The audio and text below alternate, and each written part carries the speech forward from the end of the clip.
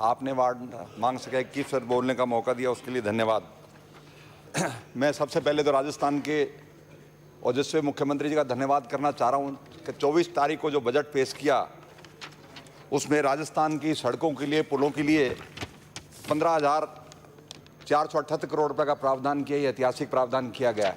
जिस तरीके से प्रदेश में जो आर्थिक स्थिति थी, रेवेन्यू, जिस तरीके से कोविड का टाइम था, इसके बावजूद भी मुख्यमंत्री ने बेहतरीन प्रबंध करके राजस्थान में सड़कों का जाल बिछाने के लिए, पुलों की दुरुस्त करने के लिए जो पैसा दिया, उसके लिए मुख्यमंत्री जी का धन्यवाद।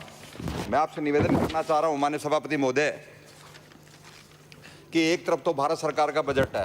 भारत सरकार ने जो बजट पेश किया था केंद्रीय मंत्री ने, फाइनेंस मिनिस्टर साहब ने, उसमें जो सड़कों के बारे में जो रिपोर्ट है, जो स्टैंडिंग कमेटी का जो बजट में जो अनाउंसमेंट किया गया था, 1,18,101 करोड़ रुपए का प्रावधान किया था और पिछले बजट की तुलना में 23% की बढ़ोतरी की गई थी केंद्र सरकार के बजट में।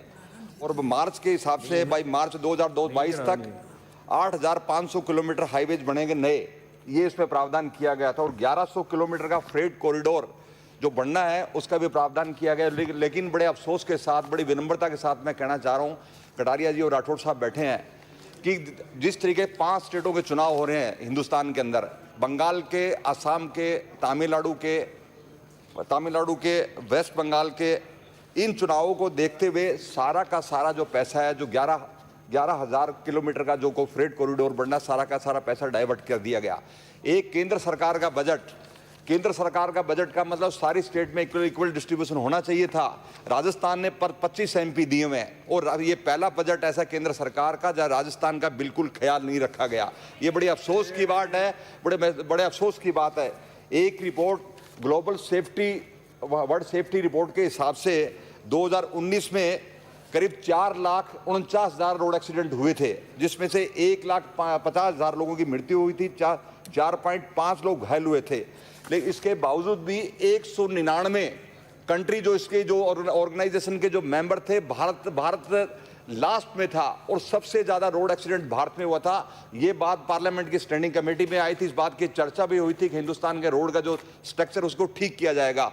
मैं माननीय मुख्यमंत्री जी का धन्यवाद करना चाह रहा हूँ कि सब चीज़ों के बावजूद भी राजस्थान के ग्रामीण परिवेश को जोड़ने का जो प्रयास किया गया, 5-5 करोड़ रुपए का पर विधानसभा में जो प्रबंध किया है रोड से जोड़ने का, इसके साथ साथ 3 रोड जो डिस्ट्रिक्ट हेडक्वार्टर्स को, स्टेट हाईवेज को रिपेयर करने का, नई रोड बनाने का जो प्रावधान किया, ये ऐतिहासिक प्रावधान, निश्चित तौर पे राजस्थान को इसका फायदा मिलेगा। माननीय सभापति महोदय, मैं आपसे निवेदन करना चाह रहा हूँ, एक मुख्यमंत्री की एक ऑप्टिमिस्टिक सोच, एक भविष्य को देखते हुए मुख्यमंत्री जी ने नवीन राज्य की सड़क नीति की घोषणा की है। और मैं आपसे ये भी चर्चा करना चाहूंगा कि 2018 में जब आखिरी बजट था, बीजेपी की सरकार था, वसुंधरा जी चीफ मिनिस्टर थी, जिसने विजन 2020 की जो बात करी थी, जिसमें 15 किलोमीटर सभी विधानसभा क्षेत्रों में नवीन सड़क निर्माण करने की घोषणा की गई थी। श्री गंगानगर से हेडक्वार्टर से लेके सादुल शहर हेडक्वार्टर तक का एक रोड था, जिसका अनाउंसमेंट बजट में किया गया था। बड़े अफसोस के साथ कहना पड़ रहा है कि उस सड़क का निर्माण अब कांग्रेस की सरकार ने, अशोक गहलोत की सरकार ने उसका निर्माण किया है। पीडब्ल्यूडी के अधिकारी बैठे, मैं इनसे भी निवेदन करना चाह रहा हूं, पैसा तो हमने दे दिया, पैसा हमारे पास था भी नहीं, उसके बावजूद ही जरा क्वालिटी देख लीजिएगा। जो ठेकेदार था वो बीजेपी के जमाने का ठेकेदार है, जरा उस पर भी ध्यान रखना, इस बात का जरा गौर कर लीजिएगा। उस सड़क के ऊपर जिस तरह का निर्माण हो रहा है देख लीजिएगा आप।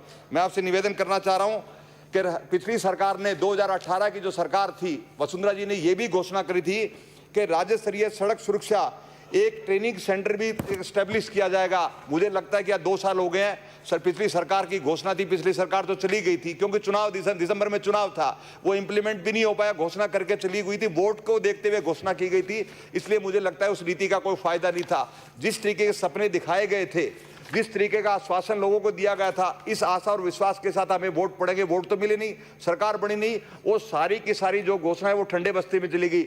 लेकिन मैं माननीय मुख्यमंत्री जी का धन्यवाद करना चाह रहा हूं कि तीसरे बजट में जो घोषणा हमने पिछले 2 साल में करी थी सड़क के संबंध में, पुल के संबंध में, निश्चित तौर पर या तो कहीं DPR बन गई है या कहीं काम स्टार्ट हो गया, किसी के टेंडर हो रहे हैं, सारे के साथ प्रोसेस में, सारे के साथ ये मिसाल है मुख्यमंत्री जी की। मुख्यमंत्री जी राजस्थान को कहां ले जाना चाह रहे हैं। आपको याद होगा कि 2013 से 18 के बीच में जब सरकार थी, जब राजस्थान में बाहर से कोई व्यक्ति राजस्थान में आता था, इस बात की चर्चा का हम कौन से प्रदेश में आ गए सारी सड़कें टूटी हुई थी, बड़े बड़े गड्ढे पड़े हुए थे, कई पुल ठीक नहीं थे। लेकिन जब जब अशोक गहलोत की सरकार बनी, उससे पहले भी सरकार थी हमारी, तब भी हमारी सड़कों की आप हालात देखो और आज तुलना करके देखो, तब पिछले 5 साल का जो समय था उसमें सड़क कितनी सड़कें बनी है और आज हमारे राज्य में कितनी सड़कों का काम शुरू हो गया। मैं आपसे निवेदन करना चाह रहा हूँ माननीय सभापति महोदय कि कुछ सड़कें मेरे विधानसभा क्षेत्र की जो निवेदन करना चाह रहे हैं, क्योंकि 5 मिनट का ही आपने टाइम दिया है। बहरामपुरा बोदला कालवासिया, ये गांव नवाज शरीफ साहब का गांव है। बहरामपुरा नवाज शरीफ साहब का गांव है, यहीं उनकी पैदाइश हुई थी, इसी गांव के अंदर। बहरामपुरा बोदला से नहर एमजेडी के साथ होते मनियावाड़ी 4 किलोमीटर तक। दूसरा चक धोड़ा से मनियावाड़ी 3.5 किलोमीटर, चक 16 पीटीपी खैरवाड़ा वाया राजकीय उच्च माध्यमिक विद्यालय किशनपुरा उत्तरादा तक 5 किलोमीटर के लगभग है। चक चेतरामाड़ा से 15 एसपीएम से डूंगरपुरा की 4 किलोमीटर सड़क, 4 है छोटी से 6 छोटी तक 5 किलोमीटर की सड़क। छापामाड़ी से मानक सड़क 4 किलोमीटर सड़क। चूनावड़ से सागरवाड़ा तक 7 किलोमीटर। सादुल शहर से केस का जो पुल बिल्कुल क्षतिग्रस्त हो चुका है, जिसकी रिपेयर करने की आवश्यकता है, जिसको चौड़ा करने की आवश्यकता है। आपसे निवेदन कर रहा हूँ, बोलने का समय दिया, बहुत बहुत धन्यवाद। अपने विचार व्यक्त करने का समय दिया, धन्यवाद। सड़कों के समग्र विकास को